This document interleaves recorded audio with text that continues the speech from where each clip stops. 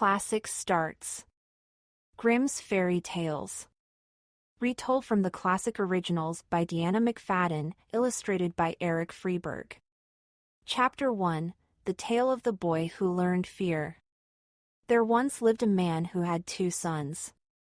The older boy was smart and very good at his chores. The younger boy was very strong but had trouble learning. Sometimes the man would ask his older son to fetch something in the dark or walk into town through the graveyard. The older boy always said, "Oh no, father, I couldn't. I'm just too afraid." He was terrified of dark, spooky places. The younger son was not. While the man loved both of his sons, he never asked the younger boy for help with chores. The boy always made a mess of things. "What am I going to do with you?" his father would say. In the evenings, the neighborhood would gather to tell scary stories around a fire. The tales were so scary that they sent chills up and down the spines of all who listened. The boy listened, too. He noticed that all his neighbors, including his brother and father, would shudder during the scariest parts of the stories. They cried, "Oh, that makes me shudder." The boy couldn't figure out what this meant. He wondered, why do they all shudder? Then the boy had an idea. He thought, maybe that's what I need to do. I need to learn how to shudder like my brother. He always does everything right. Many months passed. Still the boy wondered why everyone, except for him, knew how to shudder. He grew taller and his shoulders grew wider. Still, he couldn't figure it out. One day, his father said to him, "Son, you are growing up. Soon, you'll be a man. You need to learn a trade. You have seen how hard your older brother works." "Father," the son said, "I would love to learn a trade. But first, I think I need to learn how to shudder. Everyone knows how except me." His older brother laughed. "You are too foolish for your own good. You'll never amount to anything." Their father sighed. "Even if you figure out how to shudder, that will not put bread on your table, my son." "What am I going to do with you?" his father said to his son. The young man shrugged. The next day, the father said, "Do you truly want to learn to shudder? Then you should set off into the world all alone. That is the best way. But you must not tell anyone who you are or where you come from. You are a young man now, strong enough to take care of yourself. I forbid you to ask for help. You must be completely alone. It's the only way you'll learn to shudder." He gave his son a little bit of money and wished him well. Soon the young man was walking down the road all by himself. "If only I could shudder, then I could go home again," he said to himself. The young man walked into an inn to spend the night. He asked for a room. The innkeeper asked, "What's a young man like you doing out this way all by yourself?" The young man replied, "I'm trying to learn how to shudder." The innkeeper laughed. "Is that all? Well, I can certainly help you." The innkeeper's wife looked at her husband and said, "I know what you're thinking right now. Do not send this young man to that haunted castle." "But I want to learn how to shudder," the young man said, sighing. "Please tell me." The innkeeper told him the haunted castle wasn't far away. "If you can last 3 nights there, the king of this land will reward you. He has great treasure, and he is also willing to offer his daughter's hand in marriage." The young man said, "Treasure and a pretty princess aren't important to me. I just want to learn how to shudder." The innkeeper continued, "Evil spirits guard the haunted castle where the king's riches are hidden. The king himself used to live there. But a witch cast a spell on the castle. It can only be broken if one brave person can last through 3 nights in the spooky place." The innkeeper's wife added, "Many have tried. All have run away scared after a few hours." The next day, the young man stood before the king. He asked for a chance to spend 3 nights in the haunted castle. The king looked at him for a long time, then gave him permission. He said, "You may take 5 objects with you." "What shall they be?" The young man thought for a moment, then replied, "I will need matches and wood for a fire. I would like a tool for cutting the wood if it's too big for the fireplace. And I will need a woodcarver's bench with a good knife." The king's servants brought the objects to the young man. They walked him to the haunted castle and then left, whispering to one another, "He will not even last the night." When night fell, the young man made a fire to keep warm. He sat down on his bench and thought, "I can't see anything in this old castle that could make me shudder." Midnight came. The young man poked at the fire and yawned. 2 huge black cats crept out of the shadows and meowed, "We are freezing to death." "Silly cats," the young man said. "I didn't see you there. Come to the fire and get warm." They hissed as they jumped forward. "Do you want to play a game?" they asked. Their eyes were fiery red. "First, show me your paws." The young man looked at the size of their claws and said, "I'm not playing with the pair of you." Before either cat could scratch him, he grabbed them and tossed them outside. Then he sat down by the fire. Suddenly cats and dogs with fiery eyes came out of every corner. They moaned, groaned, and stomped on his fire. The young man became angry. "Enough," he shouted. "It's cold and you are making it colder. Stay away from my fire." The cats and dogs had never seen anyone who wasn't scared of them. They scurried away, suddenly afraid. Once they were gone, the young man built up his fire. He grew sleepy, so he crawled into the giant bed in the corner. But the moment he closed his eyes, the bed started shaking. The bed lifted off the ground and flew all around the castle. The young man laughed. "Keep going," he shouted. "What fun!" The bed flew through doors and bumped up and down the stairs. Boom! Crash! It turned upside down and landed on top of him. The young man pulled himself from under the bed and said, "What a great ride." All the excitement made the young man tired. He tugged the blanket and pillow from the overturned bed. Then he lay down on his bench and fell asleep. The next morning, the king expected to find the young man in a terrible state of fright. When the king looked through the window, he saw the young man lying on the bench. He said, "What a shame! This handsome young man didn't even make it through the first night." The young man woke up as the king spoke. "Wait a minute," he said. "I'm still here. I was just sleeping." "How did you do it?" the king asked, shocked.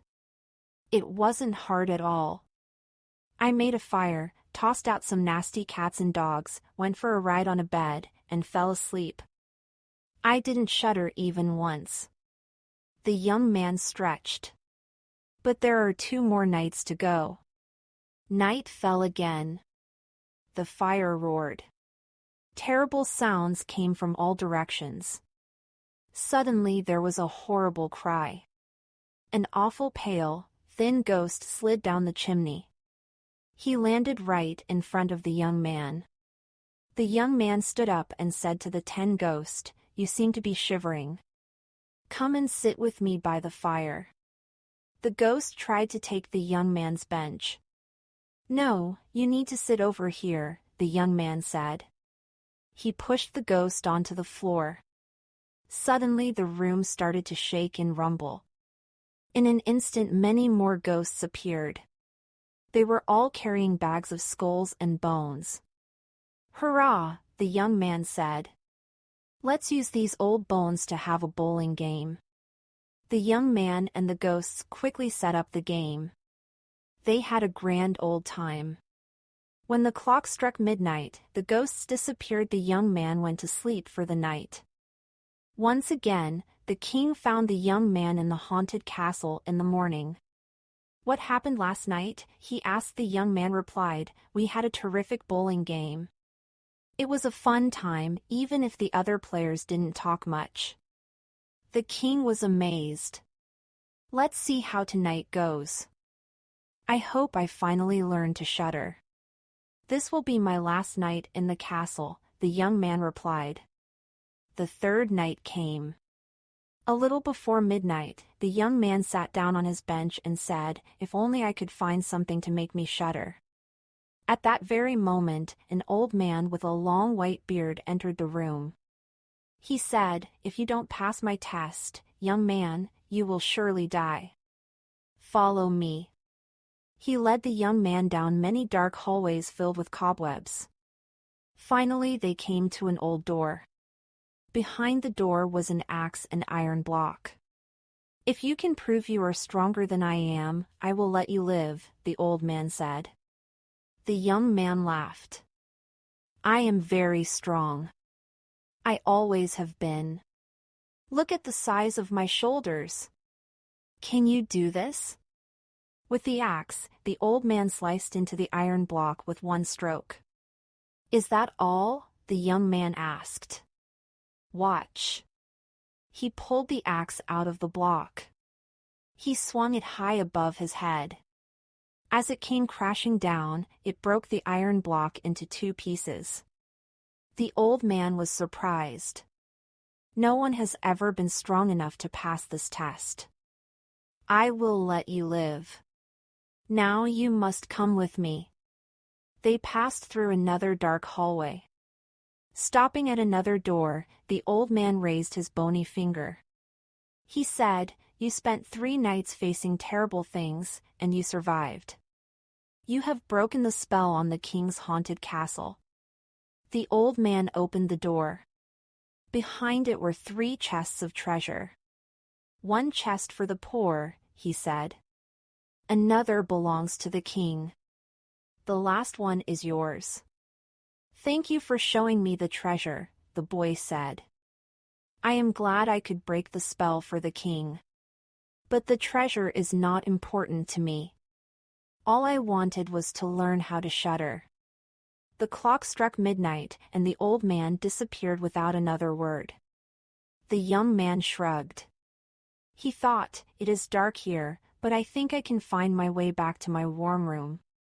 He felt his way along cold walls covered in spider webs. Finally, he found the room where he had left the fire burning. The young man fell asleep by the fire. Again the king found him the next morning. "You have broken the spell on my castle," the king said. "You have saved my kingdom. You may marry my daughter. I am pleased that I have broken the terrible spell for you. And I will gladly marry your daughter. But I still don't know how to shudder." The king brought the young man back to his castle. There he met the princess. She was lovely and kind. Their wedding was celebrated by the entire kingdom. The young man was very happy, even though he never learned to shudder. The young man honored the old ghost's words and gave one of the treasure chests to the poor. The king was pleased to have his chest of treasure back. He used it to fix up the castle that was no longer haunted. "I'm very lucky," the young man thought. "My father was right. I didn't need to go out on my own to make my way in the world. But he was wrong about one thing: I still haven't learned how to shudder." Many years went by, and eventually the young man became king. But it still bothered him that he had never learned to shudder. He talked about it all the time to his wife, the queen. The queen got very annoyed with hearing him complain about this silly thing. She formed a plan. Late one night, she filled up a bucket with cold water and slimy fish. The young king was fast asleep. The queen pulled back the blankets and dumped the bucket on her sleeping husband. The cold water shocked him awake. The little fish wriggled all over his skin. The young king jumped out of bed and shuddered like crazy. The slimy fish had done the trick. "My dear wife, you've done it," he said, hopping and shuddering around the bedroom. "I have finally learned how to shudder. Now help get these slimy fish off me in a hurry." Chapter 2, Little Brother and Little Sister. One morning, Little Brother took Little Sister's hand and said, "Our lives have been so hard ever since our mean stepmother and her ugly, one-eyed daughter came to live with us. She makes us eat stale bread. She forces us to do all the chores. Our stepsister sits around doing nothing. We need to leave home and find our own way in the world." "You are right. What else can we do?" Little Sister said.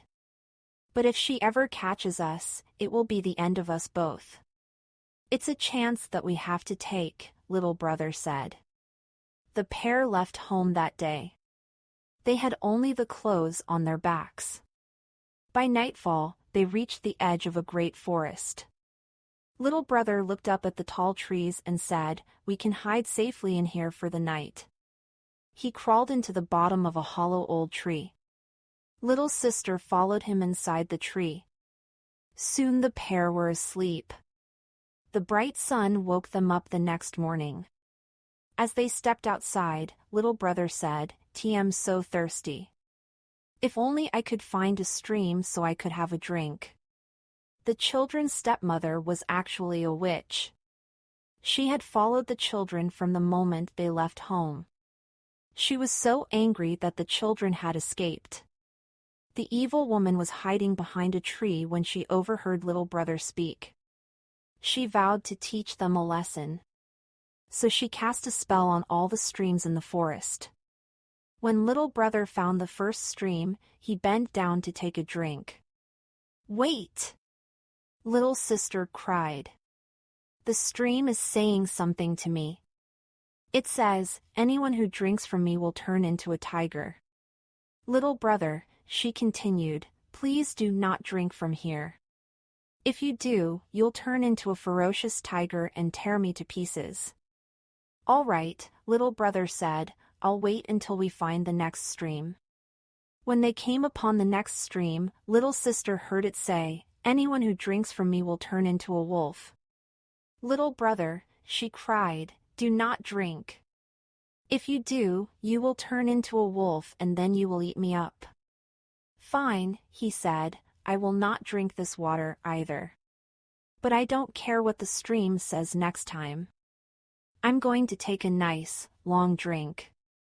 The next stream they found said to Little Sister, "Anyone who drinks from me will become a fawn, or young deer." "Wait!" Little Sister shouted. But it was too late. Her brother had already bent over the water. He was taking a nice, long drink. "Oh no," said Little Sister as she watched Little Brother change into a fawn. They both started to cry. Little Sister said, "Don't worry, Little Brother. I'll take care of you." She took off her golden necklace and placed it around his neck. Then she braided some long grass to make a leash. She led the fawn deeper into the forest. They came to an empty cabin in the woods. "This looks like a good place to stay," Little Sister said. "You wait inside. I'll look around for anything to make this place more comfortable." Little Sister gathered up some leaves and moss to make a soft bed for the fawn. The next morning, and every morning after that, she gathered food for the two of them. During the day, Little Sister and the fawn played together. The fawn would run, and Little Sister would chase him.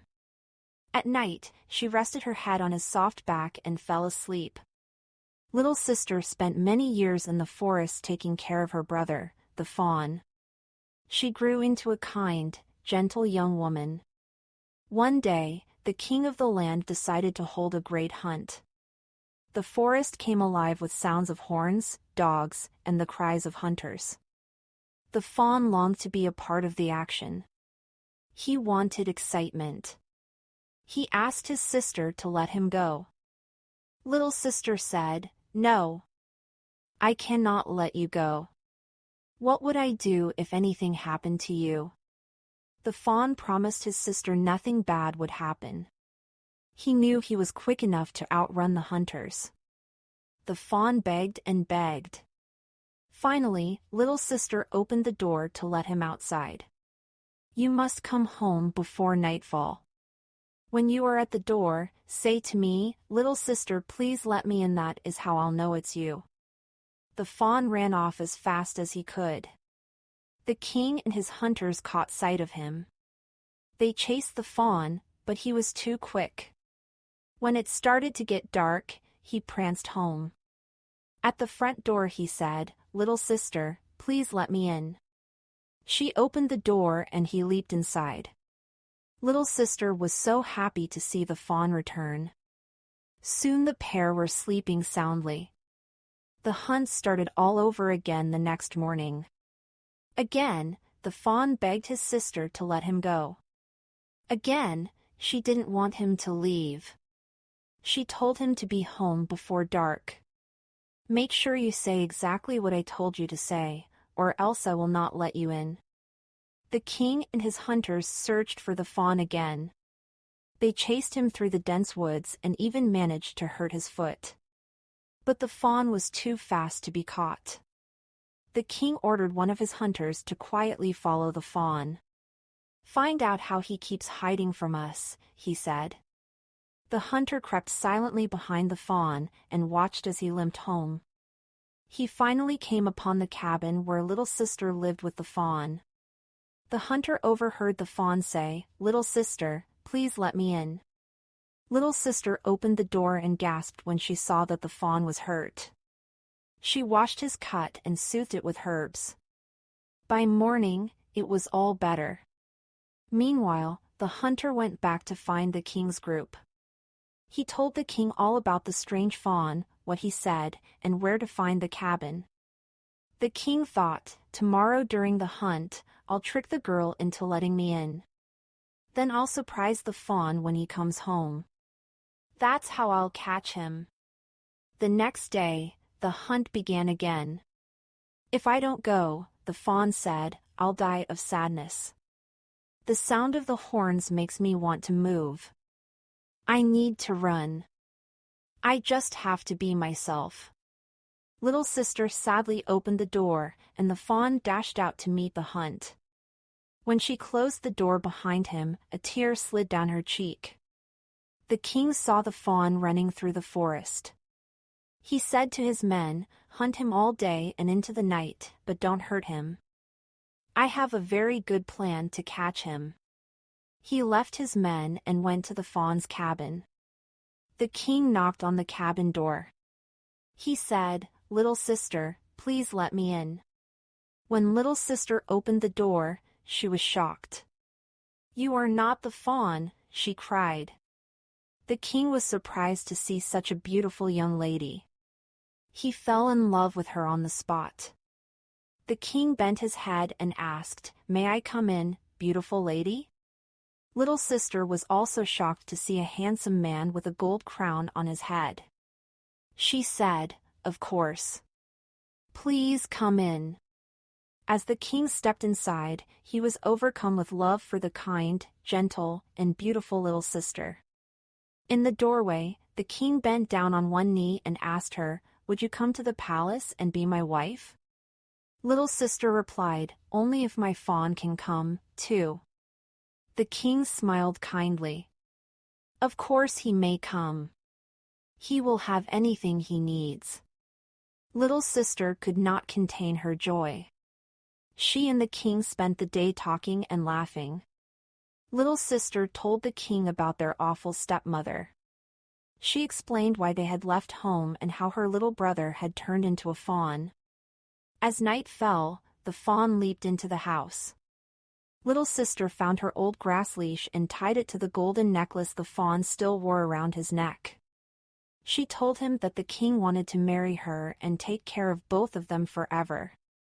The three of them arrived back at the king's castle. A great wedding feast was waiting for them. The royal couple were married that night. They were very happy, and so was the fawn. He had a whole garden and castle grounds to play in. The news of the king's happy marriage spread across the land. Soon the queen gave birth to a little boy. Everyone in the kingdom celebrated the new prince. Word of the marriage and baby traveled to the evil stepmother. She was furious to learn that little sister and the fawn were happy and well. She was also jealous that little sister was now a queen. How did they escape my spell? How dare she end up so happy? I must get my revenge. The stepmother turned to her ugly, one-eyed daughter and said, "You and I will go to the king's castle. I will cast a spell on the queen to put her in a deep trance. Then we will lock her away. You will take her place as queen and mother. I will charm the king so he doesn't notice the change. The king will no longer have her for his wife, and I will have my revenge. Their happy lives will be ruined forever. And you will become queen." The next afternoon, while the king was out, the witch crept into the castle disguised as a maid. The fawn, who usually grazed on the castle's grounds, had gone off with the king. If he had seen his awful stepmother, he would have been able to warn his sister. The queen was asleep in her room when her wicked stepmother arrived disguised as a maid. The witch cackled as she picked up the queen and carried her away. Tired and groggy from giving birth, the queen could not fight back. Her stepmother took her to a room in the castle that no one even knew about. Then the evil witch put her into a trance. "You will sleep here until the end of your days. You will never see your son grow up, and you'll never see your husband again," the witch cackled. She crept silently out of the room, forgetting to lock the door. She raced back down the castle hallway. Then she snuck her daughter into the queen's bedroom. She hid the ugly girl's bad eye from view and waited for the king to return. The great king arrived in his wife's bedroom, eager to see his queen. He was surprised to see a maid he didn't know. The disguised witch said sweetly, "Sire, your wife needs her rest. It's best not to disturb her. All she needs is some fresh air and sunshine," the king said, and he got up to open the window. The witch quickly spoke the charm and put him under the spell. It worked! The king didn't notice it was the ugly girl lying in his queen's bed. Later, the witch said, "Once she's woken from her nap." The king sighed, but he did just what she wanted. He left the bedroom. Late that night, at midnight, the real queen crept down to the nursery. She was still in her trance. She opened the nursery door quietly and walked over to the baby's bassinet. The baby's nurse was there. Then she looked out the window at her fawn. "Your Majesty," the nurse said. "Is everything all right?" But the nurse noticed that something was not right with the queen. She walked strangely. There was an empty look in her eyes. The nurse saw all of this, but she was too afraid to tell the king. Over the next few nights, the queen came to the nursery at midnight. She walked toward her baby, then looked out the window at the fawn. The nurse had gotten used to the queen's strange walk and odd look. But then the queen spoke. "Where's my child? Where's my fawn?" 2 more times and then I'm gone. The nurse was frightened. What did these words mean? The nurse tried to speak to the queen, but she didn't get an answer. The next night, the queen came into the nursery again. This time she said, "Where's my child? Where's my fawn?" 1 more time and I'm gone. This time the nurse knew she had to alert the king. In the morning, the nurse told the king what had been going on in the nursery. "I believe something is very wrong with the queen," she said to him. "Oh my," the king said. "This is strange, indeed. What could be happening with my dear wife? I will spend the night in the nursery and see if I can figure out the problem." That night, the king watched as the queen did exactly as the nurse had said. Only this time, the queen said, "Where's my child? Where's my fawn? After this, I'm really gone." "No," shouted the king. "You are my queen. You must not leave." He gently touched her cheek. That broke the witch's spell. The queen opened her clear blue eyes. She felt as if she'd been sleeping for a long time.